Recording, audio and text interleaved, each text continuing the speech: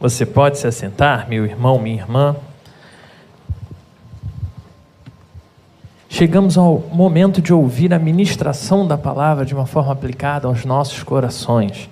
Temos falado, nos últimos domingos, sobre a nova série de mensagens que tem como tema, já está a cola lá? Não, como aí, não dá spoiler assim não, cara, aí tu me quebra. A gente tem falado sobre viver é possível. E cada semana que passa, meus irmãos, a coisa fica pior do que antes. Essa semana eu tive uma experiência ímpar, que eu já compartilhei com os jovens ontem à noite. Na quinta-feira, indo trabalhar, eu trabalho na Ilha do Governador, eu estava voltando para casa, estava indo para o trabalho, passando, não sei quem conhece aqui a linha vermelha ali próximo da Ilha do Governador, tem um batalhão da PM, grande ali, E aí eu estou quase chegando no batalhão, um carro me fecha assim, de um jeito que se não fosse Jesus Cristo me protegendo ali, eu já teria batido. E aí ele passou, eu mal tive tempo, porque assim, não sei se você tem experiência no trânsito, irmão, no trânsito acontecem as coisas, a gente primeiro não bateu, depois bate aquela raiva, miserável. Eu não tive nem tempo de chegar na raiva, miserável, um outro atrás dele fez a mesma coisa com menos espaço ainda. E eu falei, meu Deus, alguma coisa está acontecendo. E aí nos metros seguintes, um carro, os dois tentando um passar o outro, e buzina e freia, aquela coisa louca, você nitidamente vendo que os dois estão uma disputa ali, pois no meio da linha vermelha, os dois carros pararam.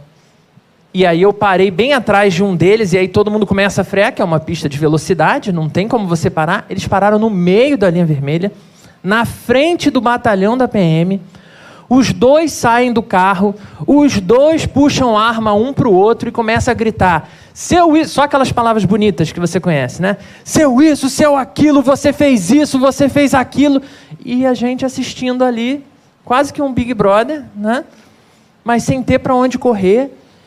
E ao mesmo tempo que você quer buzinar para sair dali, porque você está na linha vermelha e outros carros começam a frear em cima um dos outros, aquela situação bizarra, um deles puxa aquela luzinha da Polícia Civil, aquela lâmpada azulzinha, bota em cima do carro, diz, eu sou policial, você é maluco, eu podia te matar, eu tenho direito, não sei o quê. Aí o outro puxa a carteira, bota a carteira em cima do carro, carteira de PM, diz, e eu também sou policial, e eu sou da PM, não sei o quê. Os tempos que a gente está vivendo, irmãos, são tempos muito esquisitos, de uma agressividade cada vez maior.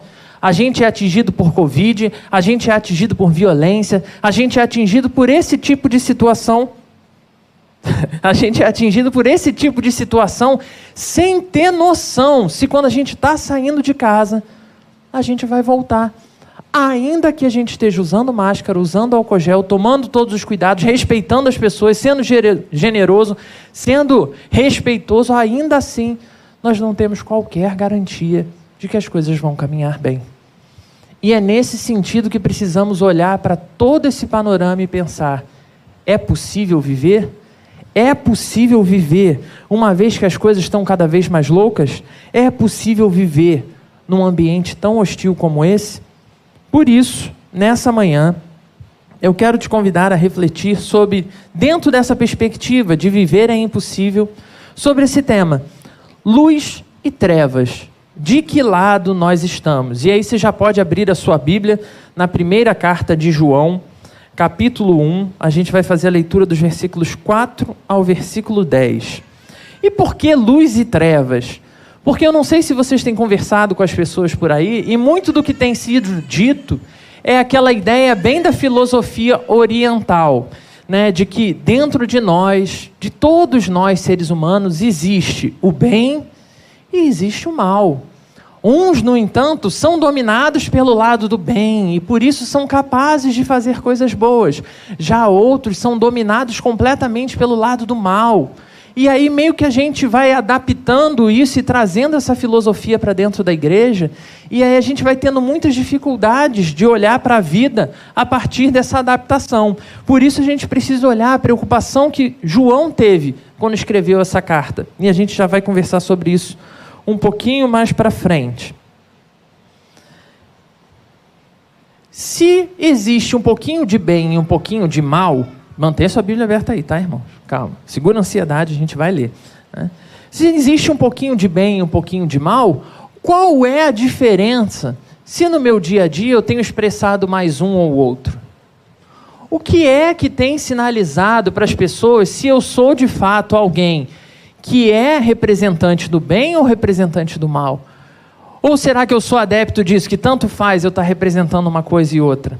Como a gente falou de todo o panorama inicial, até desse caos, indo trabalhar, e isso meia hora depois desse incidente eu estava dentro do consultório atendendo, né? Que aí você, né, Naira? Você dá aquela... E aí pleno para ouvir e abençoar a vida das outras pessoas. Dentro desse panorama, a gente precisa de fato pensar de que lado a gente tem servido. Porque, irmãos, é cada vez mais comum nós pegarmos pessoas, até ícones da fé, se você olhar as redes sociais nos últimos dias, com essa questão de abre igreja, fecha igreja, ícones da fé se destruindo, se ofendendo, demonstrando tudo o que eles têm de pior dentro deles. E aí eu pergunto para você, de que lado você está? Do lado da luz ou do lado das trevas? Pensar de que lado a gente está faz a gente também pensar um pouco do que é vendido na nossa cultura sobre estar de um lado ou do outro. E aí é claro, né? Eu estou vestido de herói, se você não sabe, esse aqui é o Aquaman, né? Então, para quem não sabe, está explicado agora, né? Os heróis são aqueles personagens que fascinam. Qual é o seu herói favorito? Né? Todo mundo tem um herói favorito. Pode falar Jesus, eu entendo, você é crente, né? Ama Jesus, Jesus é o herói da sua vida, mas vai dizer que você não tem um outro herói também que você gosta? A mesma coisa, o herói, por que ele fascina a gente?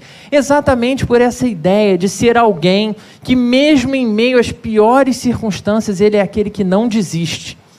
Ele é aquele cavaleiro de Pégaso que apanha igual um condenado, mas no final ele vai levantar e vai conseguir vencer. Ele é o que vai dar conta.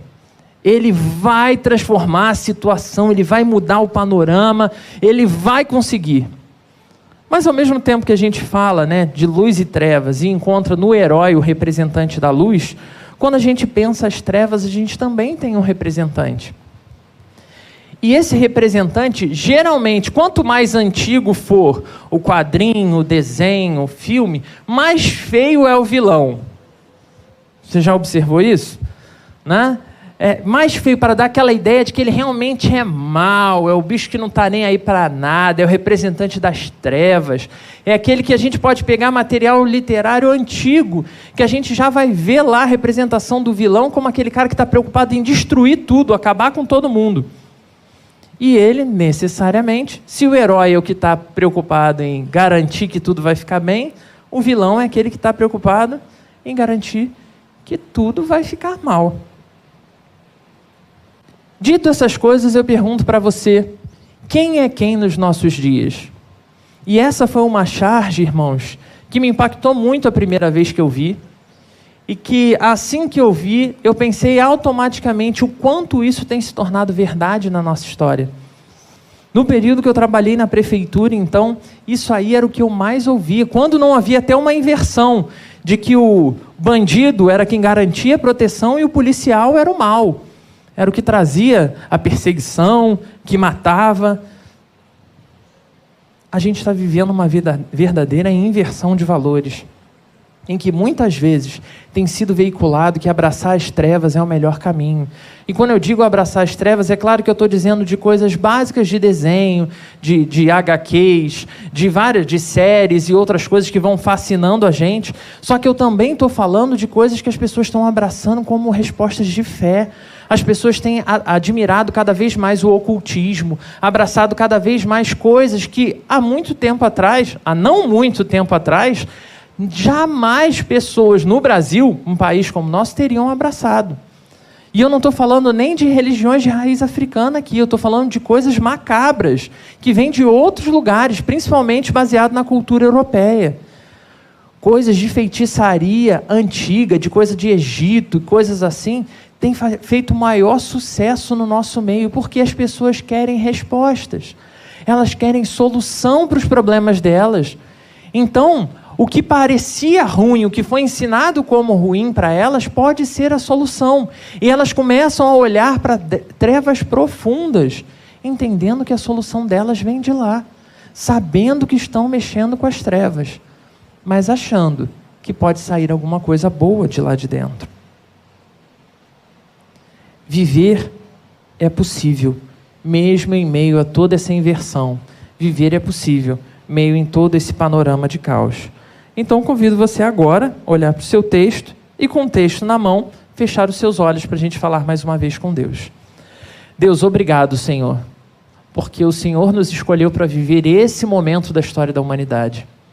Momento tenebroso, momento caótico, momento, Senhor, que nós temos sido afligidos por tantas coisas tão difíceis. Deus, que seja o Senhor a nos conduzir a cada passo.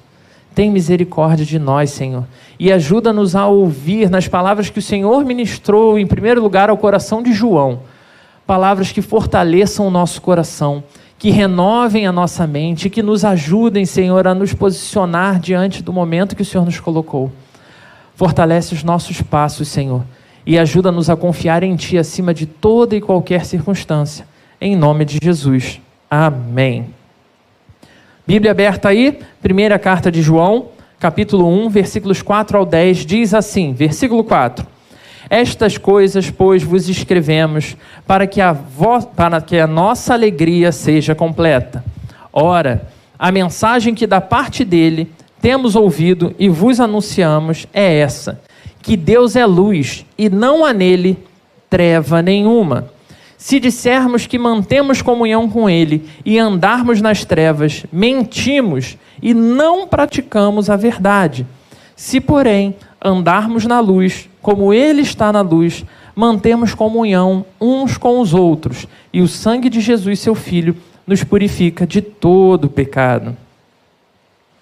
Se dissermos que não temos pecado nenhum, a nós mesmos nos enganamos, e a verdade não está em nós. Se confessarmos os nossos pecados, ele é fiel e justo para nos perdoar os pecados e nos purificar de toda injustiça. Se dissermos que não temos cometido pecado, fazemo-lo mentiroso e a sua palavra não está em nós. Então, em primeiro lugar, a gente precisa lembrar, né? João foi quem escreveu essa carta, não é à toa que leva o nome dele, e o João, ele foi impactado por algo que estava acontecendo naquele momento. O Espírito Santo de Deus, ao iluminar a mente e o coração de João e colocá-lo sentado para escrever esse texto, o conduziu entendendo que precisava ser advertida a igreja, porque algo estava acontecendo. E qual era esse algo? Em primeiro lugar, João vai ter como objetivo nessa carta deixar claro, né, que receber a salvação de Deus resulta em uma vida reta e especialmente em amor aos companheiros cristãos. Parece que João está escrevendo para a gente, onde a gente consegue dizer que é cristão, viver uma vida boa e não está nem aí para comunhão em igreja. Dizer que é cristão, viver uma vida razoavelmente segura de Covid, sem se preocupar com as pessoas que vivem ao nosso redor. Muito menos com nossos irmãos da igreja, que a gente não sabe mais nem o nome, afinal de contas a gente não se conecta com ninguém. Esse é o primeiro objetivo da carta de João. Segundo objetivo, muitos que diziam seguir a Jesus Cristo não são verdadeiros seguidores. Verdadeiros seguidores. Deu tela azul aqui, né? Verdadeiros seguidores de Jesus. E meus irmãos, hoje a gente tem todo tipo de suposto seguidor de Jesus. Pessoas que conseguem se dizer seguidoras de Jesus e fazer as coisas mais absurdas. Pessoas que entram em igreja para pedir voto e depois fazem cada coisa, deixando claro que elas não sabem nem mesmo quem Jesus Cristo é. Pessoas que estão dizendo para as outras que elas são de Jesus, mas seus corações estão tão comprometidos com as trevas, que certamente ali não existe nenhuma luz. E João adverte a igreja, fiquem de olhos abertos, existem muitos assim, que estão aí, também na Igreja das Águas, que estão aí, também em São Gonçalo, que estão aí, fingindo que vivem amando ao Senhor, mas amando muito mais as trevas. Terceiro, os cristãos devem estar prontos a se autoexaminarem quanto à autenticidade da sua fé. E aqui, meus irmãos, é que vem o grande plot twist do segundo para o terceiro. Porque, geralmente, quando a gente ouve que tem lobos em pele de ovelha, quando a gente ouve que tem gente má dentro da igreja, a primeira coisa que a gente faz é pensar, quem são? Quem são esses? Né? E aí eu começo, poxa, fulano, né, meio grosseiro, então será que é o grosseiro? Não, a fulana já mentiu para mim. Então, já mentiu, mentira do diabo, então, será que ele é representante? E aí o que o João vai dizer é, existem esses falsos seguidores de Jesus e é seu dever examinar o seu próprio coração. Olha para a sua vida, olha para a sua história, olha para as suas escolhas diárias e pensa, você é uma dessas pessoas? Apresentados os objetivos gerais da carta, a gente também precisa olhar para o contexto de João. E a carta, ela é de um cuidado doutrinário. Essa carta é uma das cartas... Assim, todas as cartas são espetaculares, né? E até me chamaram a atenção. Felipe, assim não dá. Toda vez que você prega um texto, você diz que o texto é maravilhoso. Mas, irmão, né? Venhamos e convenhamos. A gente está falando de palavra de Deus. Mas esse texto de João, se você tiver a oportunidade de, nessa semana, sentar e dedicar carinho e atenção às palavras que João usa, João foi um cara sensacional. E essa carta é uma carta excelente para a gente olhar para a nossa vida nesse momento. Porque ele vai estar combatendo diversos falsos ensinos que já estavam tão entranhados na igreja que ninguém mais se questionava se de fato aquilo era real ou não. As pessoas simplesmente aceitavam. E uma das coisas que eram faladas é uma das coisas que a gente já vem citando aqui, principalmente há 3 mensagens atrás, foi o foco da mensagem do pastor Jackson aqui pela manhã, no primeiro domingo desse mês, quando ele combateu exatamente essa ideia de que Jesus não teria vindo em carne, ou se veio em carne, ele não morreu, ou se não morreu, ele não ressuscitou. E aí várias coisas que vão vinculando e complicando a explicação teológica, porque a própria Escritura Sagrada vai dizer que Jesus Cristo, não morrendo, e não ressuscitando, como está escrito, a nossa fé não faz sentido nenhum. Para que a nossa fé faça sentido, o nosso Senhor teve que morrer sim. E a gente tem diversos indícios bíblicos e da história provando que ele morreu. E a Bíblia garante que ele ressuscitou. Uma série de pessoas viram ele ressurreto. Então a gente pode dizer historicamente, Jesus Cristo ressuscitou dos mortos. Então a gente não pode olhar para essas opções que são veiculadas aí, entendendo que isso faz algum sentido. São ideias de que Jesus foi um grande homem, um excelente exemplo a se seguir, mas ele não era Deus, ele era homem, que nem eu e você. Afinal de contas, somos todos deuses. Meu irmão, se você acredita nesse negócio, nem lê a Bíblia. Ou quer dizer, né? Tem que ser o contrário. Se você acredita nesse negócio, vai ler a Bíblia. Porque a Bíblia vai dizer que isso é impossível. Nós nunca somos, nunca seremos deuses, nem no nosso melhor momento, nem quando a gente chegar na glória, em perfeição, vivendo tudo ali do melhor, nós não seremos deuses. Então, Jesus precisa ser o nosso Deus, para ser aquele que abriu o caminho para a gente passar, um caminho que eu não tenho condição de abrir e você também não. Ele precisa ter vivido como eu, ele precisa ter aberto mão da sua glória, ele precisa ter morrido e ele precisa ter ressuscitado. Mas o contexto de João também abarcava outra coisa, já que tanto falso ensino e tantos falsos cristãos estão misturados ali na igreja, começa a ser vendida a ideia de que bem e mal é uma questão única e exclusiva de ponto de vista. A gente não precisa se preocupar com isso. Vamos viver na nossa vida e se fulano achou que é mal, o problema é dele. Você está com o seu coração limpo diante do Senhor, fornicando que é uma beleza, mas seu coração está puro diante do Senhor. Meu irmão, tem alguma coisa errada. Traindo o marido ou a esposa e mais, Senhor, entende que a carne é fraca. Meu irmão, tem coisa errada. Roubando material do seu trabalho, mas é para a igreja. Tem alguma coisa muito errada aí. E a gente precisa olhar, porque independente do lugar, independente da justificativa, o que é certo, o que é bem, o que vem da luz continua sendo certo, sendo bem, sendo fruto da luz. E o que continua sendo proposto pelas Escrituras como falso, como perverso, como fruto das trevas, continua sendo algo tenebroso e que nós não devemos praticar. Não importa o quão digam por aí que todo mundo faz. Mas, como se já não bastasse, nós vivemos um tempo onde os vilões estão em alta. Eu acho que mais do que nunca os vilões estão fazendo tanto sucesso. Dizem que tem até pastor que tem máscara de Darth Vader, né? Nunca vi. Os vilões estão em alta e as pessoas se fascinam pela história dos vilões, e aí começa aquela, de novo, a justificativa, né? Mas ele só fez isso porque enganaram ele quando ele era criança, porque roubaram, né, a infância dele, por quê?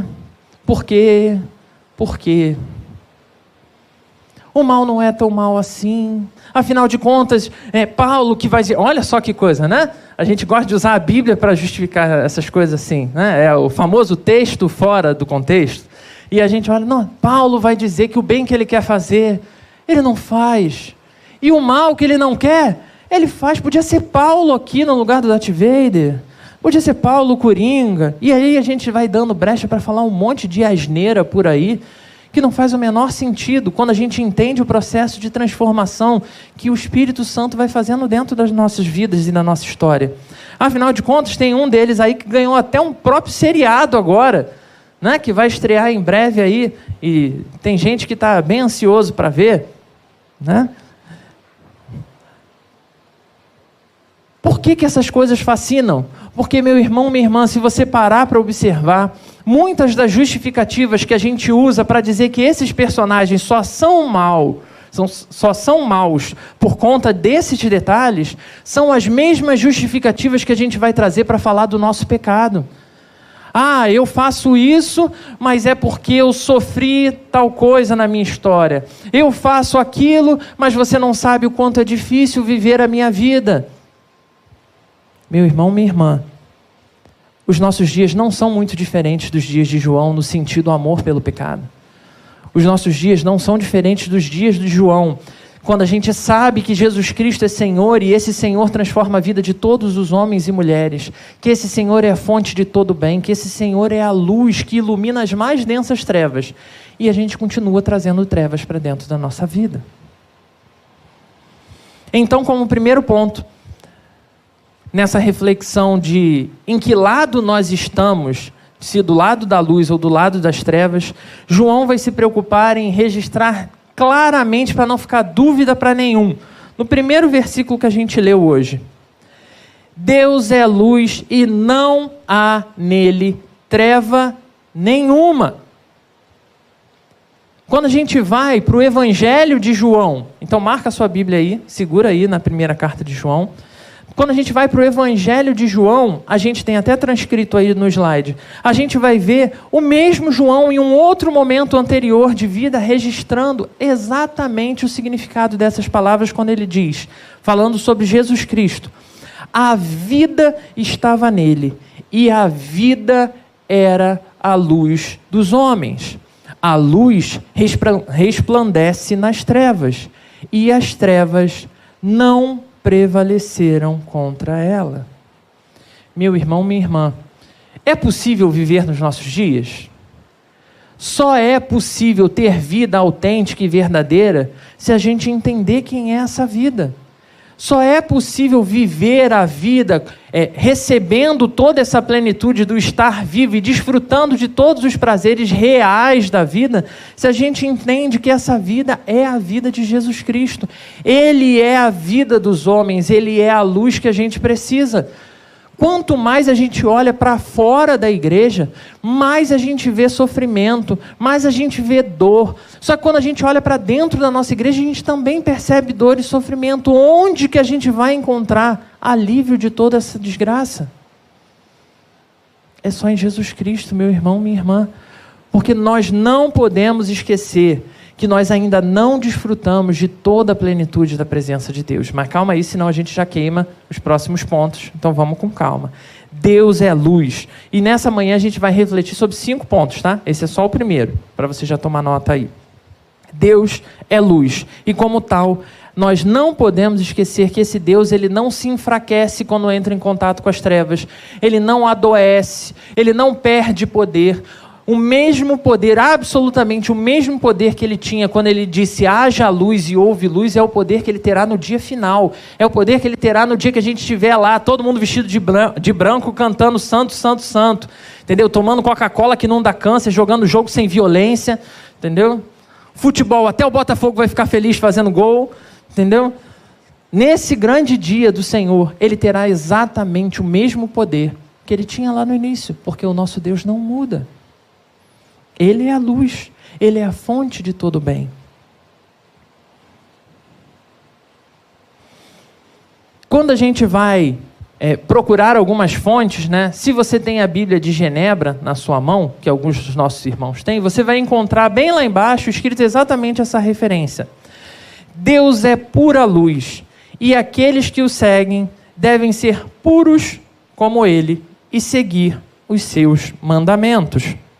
Quando a gente recorre a outros comentários bíblicos, a gente vai sempre ter esse caminho de analogia, né? Luz vinculada a uma vida pura, luz vinculada a uma vida que abraça completamente o bem. E uma vida que abraça completamente o bem só pode ser uma vida santa, uma vida separada, uma vida que entende os propósitos que vêm do alto e não os propósitos que o cercam. E esses propósitos que vêm do alto são propósitos que transformam a nossa forma de pensar.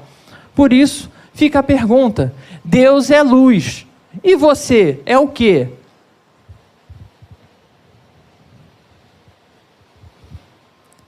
Como diziam os antigos, filho de peixe.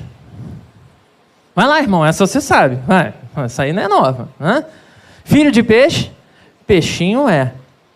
E tem certa sabedoria nessa palavra.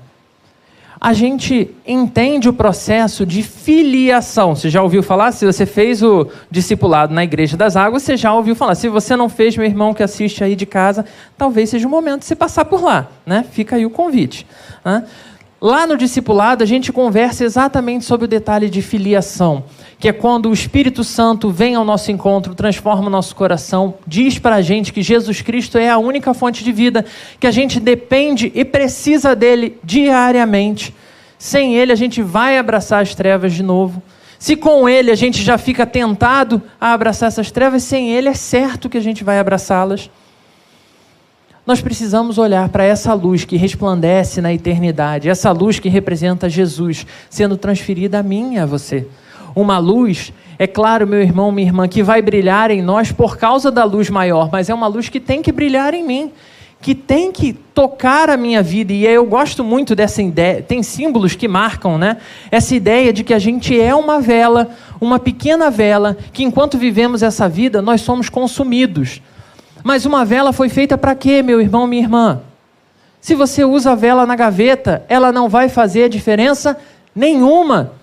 Mas quando falta a luz elétrica, né? Quem de nós, se você não tiver a lâmpada de emergência, né? Que eu sei que hoje, né? A gente corre para pegar aquela pequena luz da vela. E é super interessante, irmãos, que é quando a gente pensa que uma vela, se aqui tivesse faltado luz e nesse auditório tivesse absolutamente tudo escuro, e eu colocasse uma única vela aqui, os irmãos conseguiriam me ver, mas certamente não seria o suficiente para eu enxergar todos os irmãos. Mas ainda assim, existiria uma luz. Mas meu irmão, minha irmã, se cada um de nós aqui dentro, ia ser terrível, né? Porque eu não sei se tem aquele negócio de incêndio, então um monte de vela aqui, né? Ia ativar aquilo ali.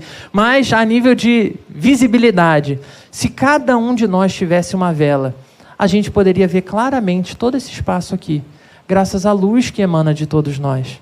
A ideia é exatamente a mesma. O mundo vive abraçado pelas trevas. Nós somos essas pequenas velas que carregam a luz que a gente recebeu do nosso Senhor. uma luz que vai consumindo a gente, vai transformando a gente, vai ressignificando a gente, uma luz que precisa clarear os caminhos por onde a gente passa. Por isso João vai escrever no versículo 1 dizendo: Deus há luz e não há treva nenhuma nele, que tem tudo a ver com o que a gente entende quando olha para o início da formação de todas as coisas. Se esse Deus que é a luz, que é o Deus que resgata e transforma, é o mesmo Deus que fez a mim e que fez a você, é o Deus que transforma, como a gente falou do processo de filiação, cada um de nós, como parte das trevas, como uma vela que sozinha estava lá apagada e não fazia mais nada. No momento que o Espírito Santo entra na minha história e na minha vida, que entra na sua vida e na sua história, ele acende essa chama. E uma vez que essa chama foi acesa, meu irmão, não importa o quão escuro seja o lugar que você está, ainda que seja uma pequena luz brilhando, o Senhor usará a sua vida para clarear aquela região onde você está. Porque esse Deus, quando criou, e as Escrituras são claras dizendo, quando esse Deus criou o homem, criou a mulher, ele criou pessoas totalmente à sua imagem e semelhança. Pessoas que tinham por objetivo glorificar a Deus com toda a sua história, com todo o seu trabalho, com toda a sua vida. Adão e Eva foram feitos para brilhar. O problema é quando a gente acha que a nossa luz brilha sozinha. O problema é quando eu acho que a nossa luz já é suficiente. Por isso, João vai estar sinalizando para o povo de Deus naquela época e também para nós nessa manhã. Essa luz precisa ser compartilhada, é uma luz que é nossa responsabilidade compartilhar. Mateus, quando registra no capítulo 6, versículos 22 e 23, vai dizer o seguinte: são os olhos a lâmpada do corpo. Se os teus olhos forem bons, todo o teu corpo será luminoso. Se, porém, os teus olhos forem maus, todo o teu corpo estará em trevas. Portanto, caso a luz que em ti há sejam trevas, que grande trevas serão. Meu irmão, minha irmã, de novo, eu quero te convidar a pensar de quem é a tarefa de compartilhar luz. De quem é a tarefa de realmente brilhar essa luz do nosso Senhor. De quem é a tarefa, meu irmão, minha irmã? Essa luz foi feita para ser compartilhada, foi feita para ser experimentada, foi feita para que a gente não se envolva, não se comprometa com trevas nenhuma, mas a gente é capaz de olhar e achar o máximo heróis, e aí a gente admira esses personagens, a gente quer ter os poderes dele, quer fazer as coisas deles, mas os poderes que foram dados para nós a gente bota no bolso e vive escondendo eles. É mais ou menos a teologia da criança crente, né? Aí eu preciso citar de novo Filipinho, que era um gênio da teologia, né? Não sei você, meu irmão, minha irmã, se você também viveu essa teologia infantil. A minha teologia era, eu era o mais velho. Então, de quem é a função de apagar a luz? Do irmão mais velho. Se você dormiu no mesmo quarto que o seu irmão, claro, né? Então, quem tem que apagar é o mais velho. A não ser quando você já manda no mais novo. Aí é outra história, né? Mas, em geral, vai ser o mais velho, porque as trevas, todo mundo tem medo. E aí, o que você faz? Você vai até ali, o interruptor, você apaga, e aí os demônios, as trevas, os monstros, eles te dão uns segundos para você correr até... É tipo assim, vai! E aí você tem aquele tempo para correr até a sua cama. Não é isso? Você também viveu essa teologia? Pois é, irmãos, eu vivi, né? É isso, né? Não tem o que falar. Está errado, tá? Se você ainda acredita nisso, está errado. Não é assim que funciona, tá? Mas aí a gente acredita que se a gente apagou a luz, saiu correndo, pulou na cama, você está semi-salvo. Você está semi-salvo. Quase garantido, porque aí alguns demônios não sobem na cama. Tem isso. Mas tem os que sobem. E aí nos que sobem, como você se protege? Aí, ó, já vi vários sinaizinhos aí. Como você faz? Você se cobre com lençol. Aí sim está salvo. Botou o lençol na cabeça, demônio nenhum entra no lençol. A gente brinca com isso, mas a gente continua vivendo a vida da mesma forma, irmãos. A gente adapta essa visão de que aqui não entra demônio, ali não entra demônio, porque se eu tiver com a correntinha de não sei o que, se eu botar não sei o que na minha porta, se eu fizer não sei o que, não, eu vou fazer um culto, porque se eu fizer o culto, aí não vai acontecer. Meus irmãos, enquanto a luz não brilhar no nosso coração, as trevas ainda dominarão os espaços onde a gente vive. A luz precisa brilhar. Eu e você fomos feitos para brilhar com essa luz. Mas não para que a gente viva plenamente ali satisfeito com essa luz, mas para que a gente possa dividir essa luz com outras pessoas. Você, meu irmão, minha irmã, que admira heróis, você foi chamado por Deus para assumir esse papel de ser herói nessa geração, uma geração dominada pelas trevas, de pessoas que têm vivido a vida mais bizarra, admirando as mais bizarras teologias, se cobrindo com lençol e achando que está tudo bem, vivendo vida abraçando diversas coisas. Você vai compartilhar a luz do Senhor. Essa pessoa é uma pessoa que talvez não conheça o Felipe, nunca tenha contato com o Felipe ou com o Jackson, mas ela tem contato com você. E é a sua luz, claro, da chama que vem de Jesus Cristo, que vai acender essa vela também no coração da pessoa. Só para constar, essa foto aglomerada ali não é recente, tá, irmãos? É de 2019 ainda, né? Um dia a gente volta a aglomerar daquele jeito ali para a glória de Deus.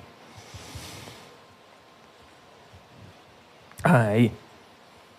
Como saber, olhando para todas as instruções que João deu aqui, da necessidade de compartilhar, como saber quem são os heróis e quem são os vilões? Tem um filme não tão recente, mas razoavelmente recente, que falava de uma luta que, para a grande maior parte das pessoas, era impensável ter um filme sobre isso. Batman é herói ou vilão, gente? Ih, o pessoal não sabe quem é o Batman? Não. Batman é um herói. E o Super-Homem é um herói. Por que diabos um filme? Caramba, aí eu falei o vilão, né? Não pode. Por que a gente tem um filme de um herói contra o outro? Por que Batman versus Super-Homem? Quem é o vilão desse filme aí? E aí vai ter as pessoas que gostam de um e vão justificar, como a gente falou, vão ter as pessoas que gostam de outro e vão justificar.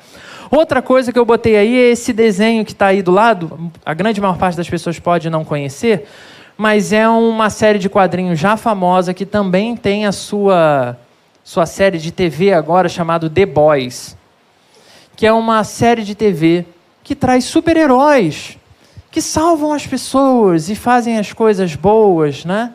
Mas mostrando tudo de pior que pode acontecer na vida das pessoas. Pessoas arrogantes, pessoas que fazem um bem diante das... O cara, para você ter noção, tem uma cena que o cara é capaz de salvar a família do acidente, aí as câmeras filmando, aí ele leva o carro para um lugar e ele chega no lugar e joga lá e a família que ele salvou diante das câmeras, ele mesmo matou.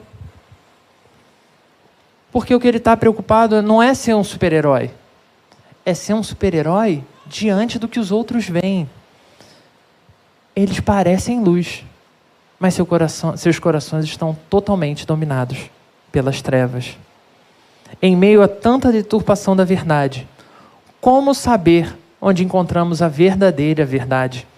Diante de Jesus Cristo, a própria verdade encarnada, a luz de Deus para os homens, como saber que eu estou seguindo o Evangelho verdadeiro? Como saber que eu estou vivendo na luz? E aí vem um processo. E aqui está a foto fazendo propaganda de Liz Mary, produtos Mary Kay, garantindo a limpeza da sua pele. Ó, o merchan, hein? Procura ela depois, irmão. Brincadeira. Não, pode procurar de verdade. A santificação é um processo que a Bíblia vai apontar para a gente em diversos momentos. E é algo que foge da nossa pegada diária. A santificação é esse processo maravilhoso que vai pegar a sua pele super manchada, super marcada por várias coisas e vai te mostrar que independente das marcas que as trevas fizeram, que independente das marcas que o pecado fez em você, Jesus Cristo tem poder para removê-las melhor do que qualquer creme anti-idade. Ele tem condição de fazer o nosso rosto ser o rosto perfeito, similar ao rosto do nosso Senhor. Ele tem toda e qualquer condição de transformar o mais feio, ou a mais perversa, ou a mais imunda, ou a mais comprometida com o pecado, numa pessoa que ama o Senhor e entrega integralmente a sua vida a Ele. Versículo 6 do nosso texto nessa manhã. João registra: se dissermos que mantemos comunhão com Ele e andarmos nas trevas, mentimos e não praticamos a verdade. Se, porém, andarmos na luz, como Ele está na luz, vamos poder desfrutar de tudo o que ele está falando, que é o verdadeiro evangelho. A santificação, meu irmão, minha irmã, e aí é pela 1000ª vez, para não sair do seu coração.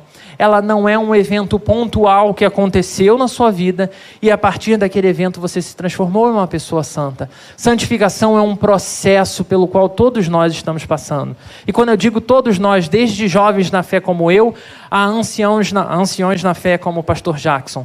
Pessoas ao longo da sua história e da sua vida continuam sendo transformadas. E a pessoa com mais idade, vivendo seus últimos dias na terra, continua vivendo o mesmo processo como eu e você, porque todos nós temos marcas profundas do pecado, que precisam ser trabalhadas pelo Santo Espírito todos os dias, para que chegue o dia que a gente não mais sofra as influências dessas marcas.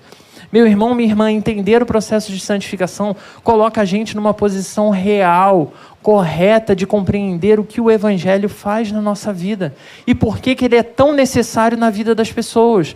Porque não é algo que aconteceu e livrou a gente de todo o vínculo com o mal. As trevas vão continuar aí, porque nossa luz, brilhando na maior intensidade, continua sendo a luz de uma vela. Eu e você fomos feitos velas. Fomos criados para brilhar uma luz que ela não é nossa. A gente depende dessa luz que vem de fora de nós para que o nosso brilho continue brilhando.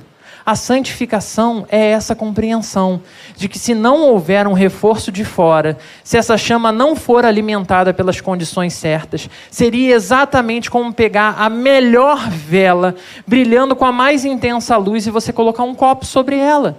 Você sabe o que acontece? Fica a dica para a experiência em casa.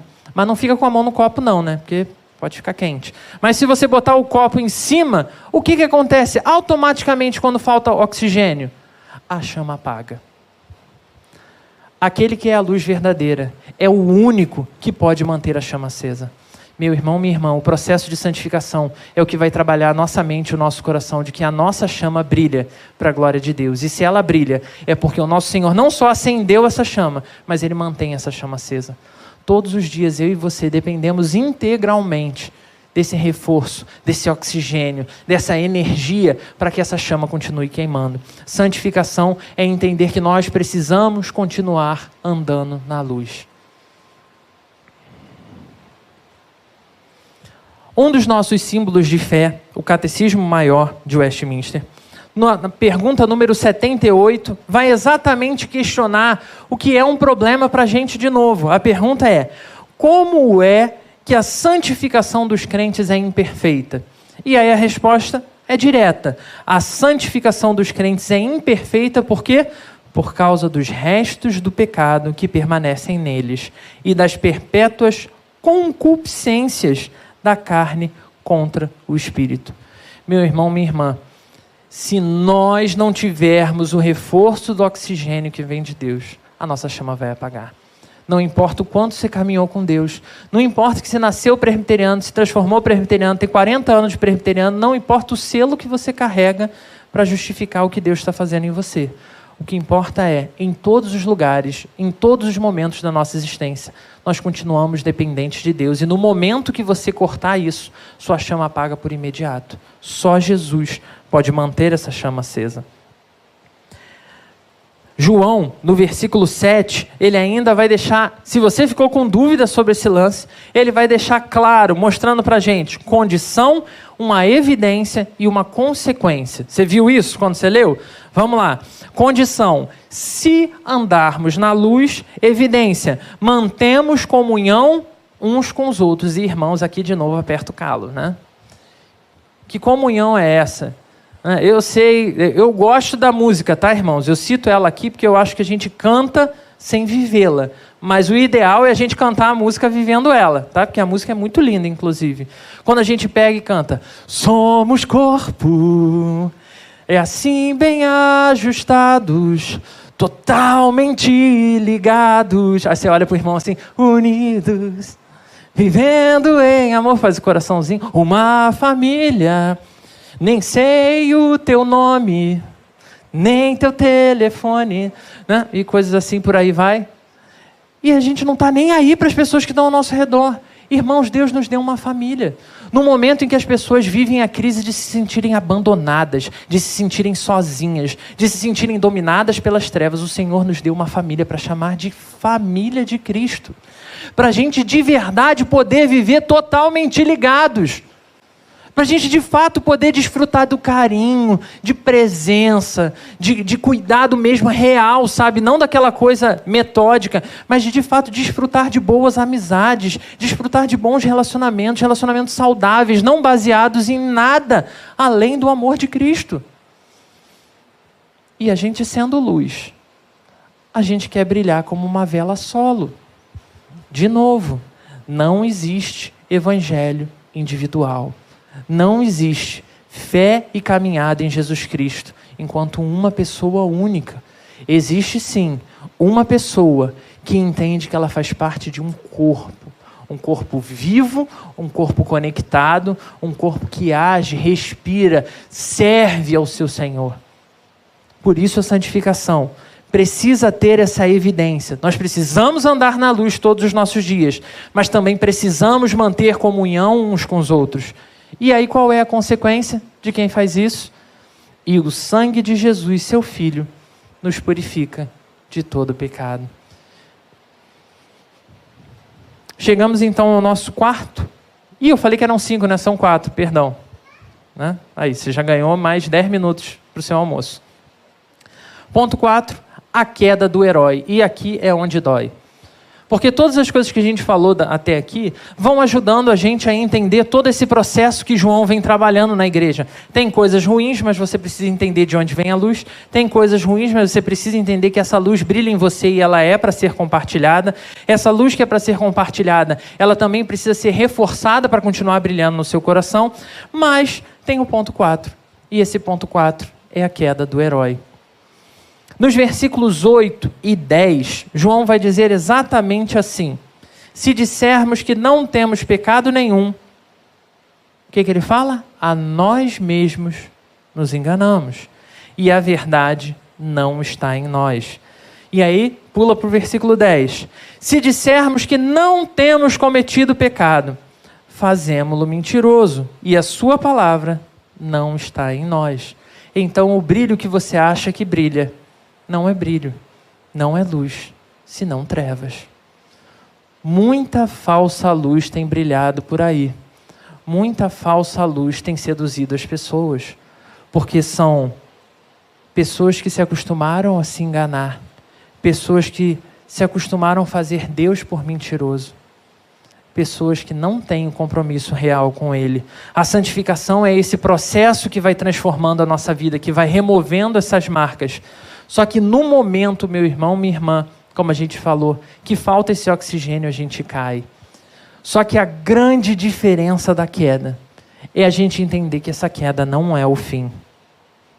Um dos quadrinhos mais famosos de toda a história das publicações de quadrinhos é esse quadrinho, A Morte do Super-Homem. Pois é, se você não sabia, o Super-Homem morreu. E, para variar, ressuscitou. Afinal de contas, né? O melhor herói fez isso. Então, vamos fazer o Super-Homem também passar por isso. E na época que saiu esse quadrinho, a coisa foi assim, ele vendeu que nem água. Porque, eu não sei se você sabe, o Super-Homem é, de todos os heróis, aquele que é imbatível. Ele não tem nenhuma... Ele tem um problema com a Kryptonita, né? Mas ele sempre, por suas questões morais, éticas, a sua luta incansável, ele sempre consegue se livrar da Kryptonita e enfrentar toda e qualquer circunstância. Ele é forte, ele é rápido, ele congela, ele derrete, ele faz tudo. Ele é o perfeito. Ele é o exemplo da perfeição enquanto herói. Tanto através dos seus poderes, quanto através da sua ética e da sua moral. Mas um dia fizeram essa história em que esse personagem morreu. Morreu mesmo. Acabou. Fim dos tempos para ele. E aí a questão foi, e agora? Irmãos, a gente não só tem sido contaminado pelas trevas com tudo que a gente falou até aqui, como a gente tem sido contaminado sutilmente por essas trevas, que tem convencido irmãos e irmãs nossos que existem pecados que podem nos separar do nosso Deus. que existem quedas que eu e você podemos sofrer que são irreversíveis, que existem coisas que podem entrar na nossa história e de fato, de novo, fazer a gente perder o que há de mais precioso, que é a salvação que vem do céu. Como lidar se esse meu pecado, essa minha escolha, essa minha decisão foi tão contra a vontade de Deus? Como que eu posso acertar de novo? Deus não vai me aceitar, não tem solução para mim. E é por isso que a gente vê essa estrutura literária que João usa, fantástica aqui nesse pedaço da carta. A estrutura, ela vem mostrando dois problemas e dentro desse problema está a grande solução. Por isso a gente tem aqui versículos 8 e versículo 10, destacando que se não houver luz já era, mas a esperança para aqueles que não têm luz e estão vivendo esse momento já era, é o versículo 9. Olha de novo para a sua Bíblia. Se confessarmos os nossos pecados, Ele é fiel e justo para nos perdoar os pecados e nos purificar de toda e qualquer injustiça. Luz e trevas estão aí diante de nós. Bênçãos e maldições, vitórias e derrotas estão diante de nós. De que lado nós estamos?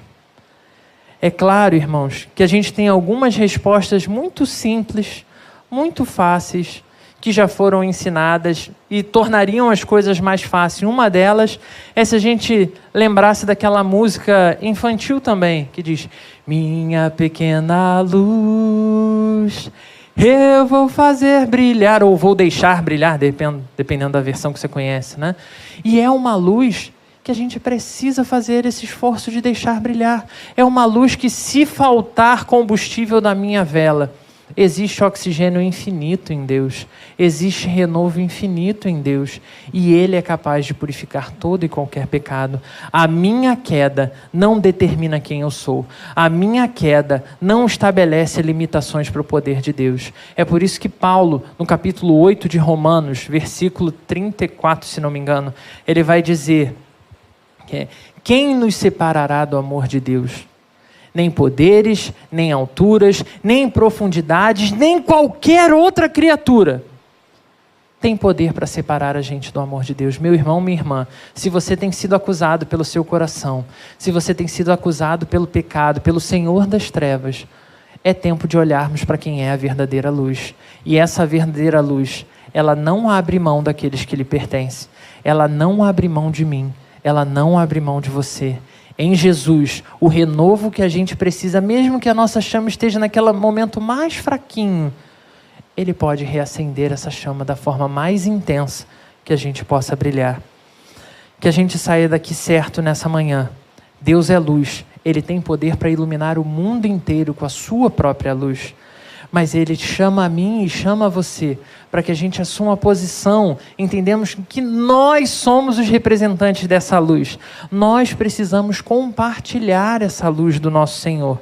Nós precisamos ser luz para essa geração. Você e eu fomos criados, separados, transformados, não só para brilhar, mas para levar outras pessoas a brilharem também. Que nós lembremos sempre, irmãos, que a santificação é um processo contínuo e é nossa obrigação, todos os dias da nossa vida e da nossa história, perseguir brilhar com a luz do nosso Senhor. É olhando para os passos de Jesus Cristo que a gente encontra esse renovo. E que, se houver queda na sua jornada, se você tiver praticamente certeza que a sua luz apagou, você se lembre que as suas falhas não definem quem você é. Porque salvação não tem a ver com o que eu e com o que você fazemos. Salvação tem a ver com o que Jesus Cristo fez na cruz. Ele era o único que podia livremente oferecer uma vida perfeita, sem pecado, para que eu e você desfrutássemos da liberdade do pecado, para que eu e você desfrutássemos da liberdade da servidão que vivíamos às trevas. Jesus Cristo pagou esse preço. Ele pagou o preço e acendeu a minha chama. Ele sustenta a minha chama. Não deixa ninguém, nem seu coração, nem nenhuma pessoa, nem a mais bem intencionada. Eu falei vela, né? Podia ter sido a luz do celular, né? Que hoje faz muito mais sentido e não ativaria o negocinho aqui de incêndio. né? Mas é exatamente essa percepção de que o nosso Senhor continua nos sustentando, nos renovando, nos transformando. Nenhum poder físico ou espiritual pode nos separar de viver essa vida com o Senhor. Luz e trevas, é momento de discernirmos de que lado estamos. E se você está do lado da luz, há uma série de expectativas em relação a você. Brilhar a luz que vem de Deus, compartilhar a luz que foi acendida em você, se santificar para que cada dia essa luz possa brilhar ainda mais e não temer ter a sua luz abalada por nenhuma coisa que esse mundo tenha a oferecer. Então, deixo para você, meu irmão, minha irmã, a pergunta final nessa manhã, que é: o que tem te impedido de desfrutar a vida da verdadeira luz? As trevas nos cercam, as condições nos abalam, a tristeza inunda o nosso coração, mas em Jesus Cristo sempre haverá vida, sempre haverá renovo. Mesmo que a gente esteja vivendo as dores mais intensas que a nossa alma pode enfrentar. E eu não estou aqui querendo, de uma forma ilusória, dizer que a gente não sente dor, porque o Evangelho é claro em dizer que a gente sente. A gente perde pessoas que ama, a gente passa por apertos na vida. Mas, meu irmão, minha irmã, existe uma convicção de que nós fomos feitos para brilhar na eternidade com o nosso Deus. E nessa eternidade nada disso vai nos abalar. Segura firme, mantenha a sua chama acesa. Clame ao Senhor: Senhor, o pavio da minha vela está no finzinho, Deus. Se não for, o Senhor vai apagar. Confiando que Jesus Cristo é o renovo para as nossas velas, é o renovo para os nossos corações e manterá a nossa luz acesa até o dia final. Você pode fechar os seus olhos? Deus, o Senhor sonda o nosso coração, sonda a nossa mente. O Senhor conhece melhor do que nós o que nós somos, o que fazemos, o que desejamos. O Senhor sabe o quanto nós somos fascinados pelas trevas. Deus, tem misericórdia de nós. E assim como o Senhor colocou essa chama para brilhar no nosso peito, no nosso coração, que seja o Senhor a nos sustentar, Deus. Vem com um afago, vem com carinho, vem com renovo, Senhor. Diante de tantas dores que esse ano tem trazido, que seja o Senhor o fundamento da nossa chama. Que no Senhor toda e qualquer dificuldade seja superada, não só pela certeza de uma vitória final, mas pela convicção de que o Senhor estará conosco, haja o que houver. Que seja a convicção, Senhor, que nada foge do teu controle e das tuas poderosas mãos.